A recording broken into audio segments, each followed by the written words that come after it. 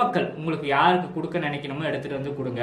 நான் தமிழக வெற்றி கழகம் சார்பாக நாங்கள் குறிப்பிட்ட பொருட்கள் நிறைய வந்து வண்டியில் ஏற்றி அனுப்புகிறோம். ஸோ உங்ககிட்ட ஏதாவது இருந்தாலும் நீங்கள் கொடுங்க. இப்போ நீங்கள் கொடுக்கணும்னு நினைப்பீங்க, இப்போ தனிநபர் ஒருத்தர் நினைப்பாரு, ஸோ நம்ம இதை கொடுக்கணும், எப்படி அனுப்புறது, எந்த வண்டியில் அனுப்புறது, எப்படி போனால் கரெக்டாக சேருமான்னு சொல்லி நிறைய பேர் கன்ஃபியூஷனில் இருப்பாங்க. ஸோ அந்த மாதிரி டைமில் நம்ம எந்த கட்சியுமே போடலைங்க இந்த மாதிரி முகாம்.